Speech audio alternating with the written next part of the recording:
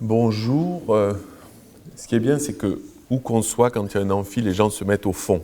C'est une règle de l'histoire de l'humanité qui se confirme. D'abord, merci à tous de m'accueillir. Je suis très heureux d'avoir pu entendre la synthèse extrêmement brillante de votre journée de travail d'hier.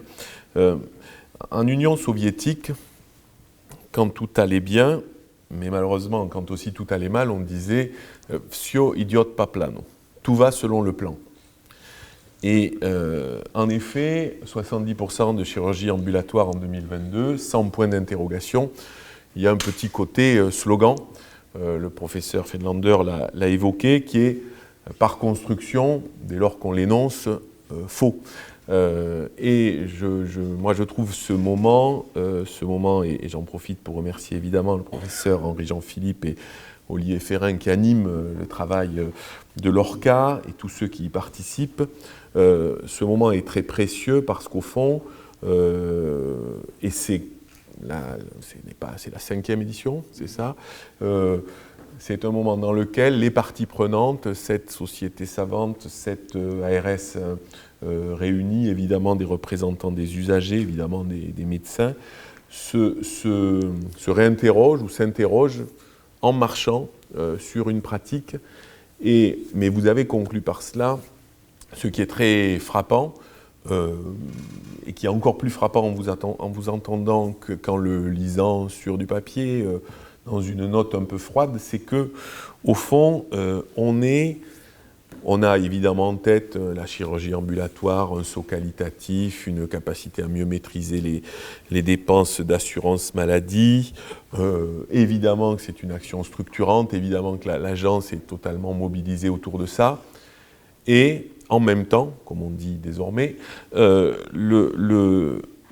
n'est pas dans une pratique qui est dans un isolat.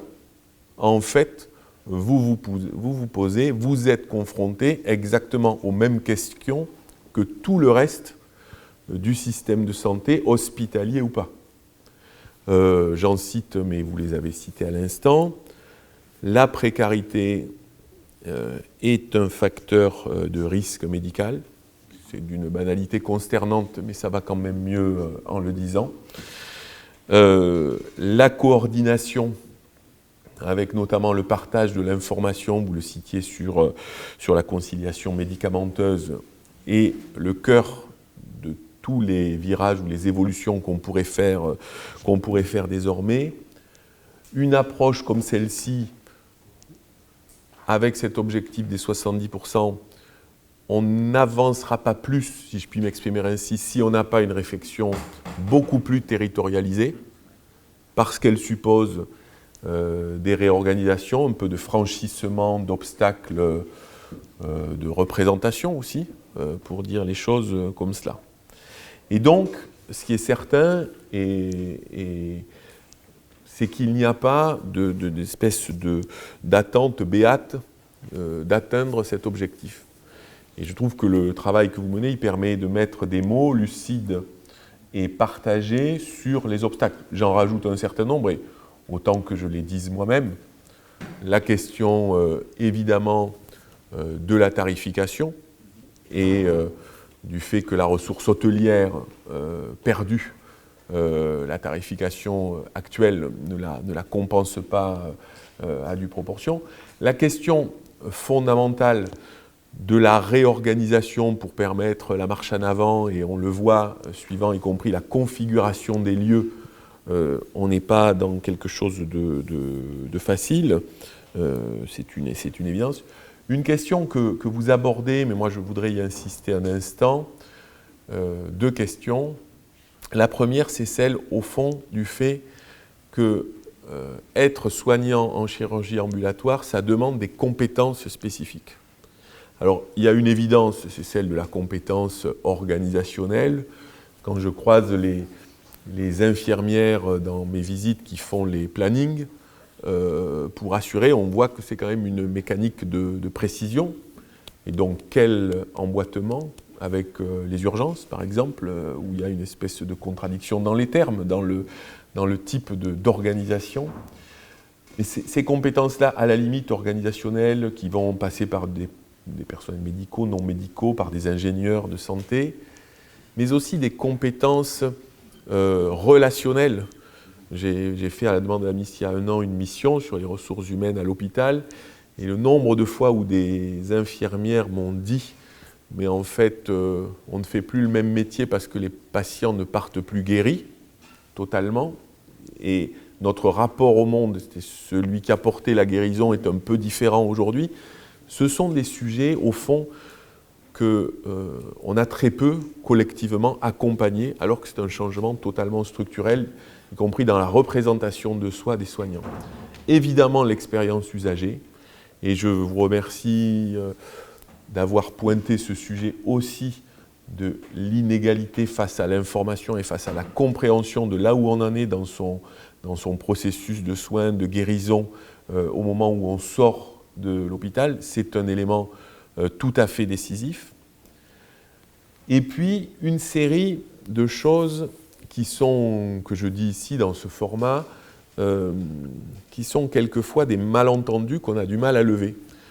Je prends un exemple, je suis amené dans cette période d'accompagnement de la loi et aussi de critique des ARS, notamment par les élus, à voir beaucoup d'élus.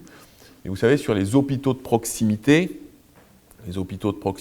qu'on va déployer, sans doute moins en Île-de-France, il n'y a pas de chirurgie. Et les élus, ils savent, ils ont entendu le mot chirurgie ambulatoire. Donc ils disent, on n'a pas de chirurgie, mais on pourrait avoir de la chirurgie ambulatoire. Et en fait, expliquer à quel point le fait de déployer de la chirurgie ambulatoire suppose d'avoir déjà des équipes extrêmement pointues, des compétences, des investissements, etc., et que ça n'est pas une forme dégradée d'exercice, là aussi j'enfonce une porte ouverte, ce qui évite la luxation de l'épaule, mais fondamentalement, c'est un sujet qui est devant nous aussi pour décortiquer les représentations qu'il y a autour de ça. Évidemment, comme je n'ai pas suivi ce qui m'avait été écrit, et que j'ai écrit beaucoup trop petit pour me relire, je suis un peu perdu. Oui, et puis, autre sujet, non pas pour être spectateur ou commentateur, mais oui, on voit bien qu'on a par ailleurs des obstacles désormais structurels au déploiement et au fait de passer une étape de plus, qui sont d'abord la spécialisation de certains établissements, que ce soit en mode d'intervention ou en type de pathologie, le fait que l'approche territoriale n'est pas encore aujourd'hui forcément dans toutes les spécialités le cœur du réacteur. Et puis, je pense que du coup, tout ça,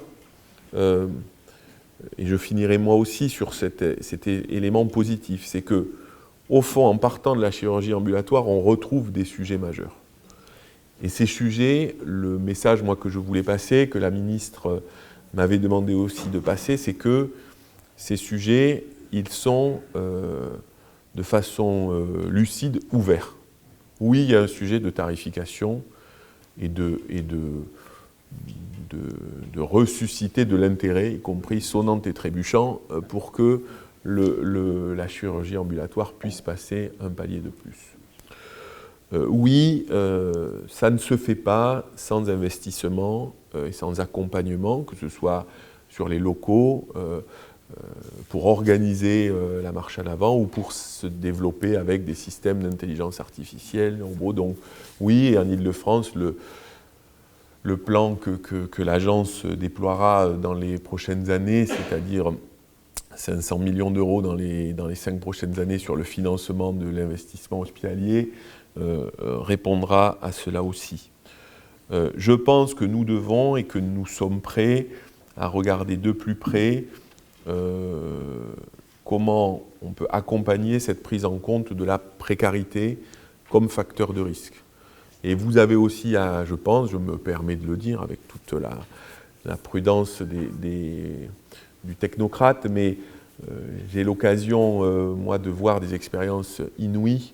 Je Je pense par exemple tout simplement par exemple à l'hôpital au CHI André Grégoire à Montreuil, sur la prise en charge des parturientes précaires, la mise en place du lien avec donc des aides-soignantes, des psys aussi, pour accompagner, voilà. Il y a des choses à apprendre, à entendre, à décloisonner aussi dans ces sujets de prise en charge. Moi, je suis aussi raisonnablement et résolument, je ne sais pas si on peut adosser ces deux adverbes, optimiste, parce que j'ai le sentiment, pas partout, et ça n'est pas une règle générale, mais qu'on franchit dans les GHT une nouvelle étape aussi. Après 2016, la définition de l'établissement support, le périmètre, etc., j'ai le sentiment, encore une fois pas partout, mais qu'on voit se dessiner un vrai travail avec la médicalisation aussi de la gouvernance qui doit venir sur les parcours, sur la répartition, sur un truc où on est un peu moins tourné vers son histoire, ce qui doit forcément être dans un service ou dans un hôpital pour être un vrai hôpital. Et du coup, je dois dire que toute la dynamique qui est lien ville-hôpital, partage des données, vous avez cité le DMP, je pourrais citer en Ile-de-France Terrisanté qui va être un outil extrêmement puissant de coordination. Terrisanté, ce sont des données patients, après il faut la coordination entre DMP, ce sont des données patients, après il faut organiser cette coopération. On a des outils, je pense que le diagnostic il est très largement partagé pour quelqu'un d'incompétent comme moi sur ces sujets. C'est très impressionnant de voir que nous parlons de la même chose. Et je dois vous dire que du coup, moi je ressens cette maturité aujourd'hui pour franchir les étapes qui sont devant nous. Juste pour finir, je pense que, mais vous l'avez dit, il ne faut pas négliger en permanence, comment dirais-je, se reposer la question de comment sont comprises, perçues par les soignants, par les PNM, mais par les usagers, les actions qu'on met en œuvre pour développer une chirurgie ambulatoire plus pertinente, plus performante. Et du coup, il y a une vraie responsabilité sociale, territoriale évidemment, des équipes qui déploient ça. C'est moins que jamais une sorte d'isolat prestigieux, mais comme extraterritorial, dans l'hôpital, mais dans le système de santé. Bref, merci beaucoup encore de votre engagement. Je vous souhaite une bonne journée de travail, après celle d'hier. Et puis du coup, sans doute, on se revoit... Enfin, pour vous, c'est sans doute sûr. Pour moi, c'est toujours plus prudent et jamais dire qu'on se revoit l'an prochain mercredi, avant le Conseil des ministres. Mais en tout cas, merci beaucoup. Je vous souhaite une excellente journée et je suis désolé, je dois filer parce que j'ai une réunion sur la grève des urgences et ensuite j'enchaîne avec la canicule. Mais c'était du coup, je vous assure, le meilleur moment de la journée. Merci beaucoup.